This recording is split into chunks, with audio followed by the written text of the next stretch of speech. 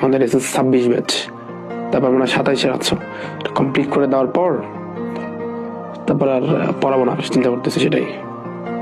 বিকেলবেলা আমার একেবারে পুরা 2 ঘন্টা আমার কোনো হুঁশই ছিল না। কালকে সারা রাত একটু ঘুম নাই, সারা রাত জ্বরে ভুগছি। তো রাত গেছে, এবার সকালে তো অবস্থা খাইল। সকালবেলা গেলাম হসপিটালে, ডাক্তার দেখাইলাম। দেন আমি আবার এখন তো জ্বর আসতেছে প্রচুর, এই কাপ দিয়ে শীত করতেছে প্রচুর আমার। হ্যাঁ, তো এইটাই আমি ভাবছি, যে চিন্তা করতেছি, কারণ একটা হয় কি, মুখের কথা মুখের জমান বলে একটা কথা আছে।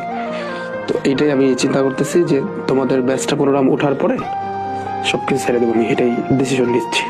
এটা তোমরা বুঝবো না, তোমাদের হয়তো বা তোমরা মনে করবে ভাইয়া সবসময় অসুস্থতার দোহাই দেয়, এইটা সেটা হ্যাং ত্যাং, এটা তোমরা বলবা এই অসুস্থতার দোহাই দিয়ে ক্লাস নেয় না। এটা ভাই, আমি তো আগের ব্যাচের ক্লাস নেই নাই, আগের ব্যাচ তো ঠিকভাবেই তো ক্লাস নিছি, 25 ব্যাচের নেই নাই নিচ্ছি তো ঠিকভাবেই তো নিছি। এই অনলাইন জগৎ থেকে বেরোয় যাবো, কিচ্ছু ভালো লাগতেছে না।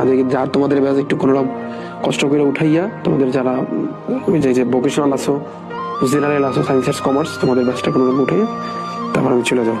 যারা 27 ব্যাচও আছে, তোমাদের যেহেতু কথা দিচ্ছি, এখন যেভাবে হোক শেষ করে দিতে হবে।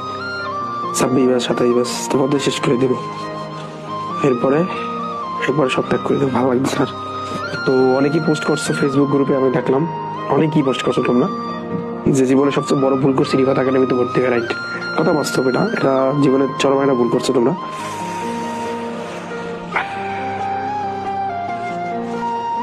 এটাই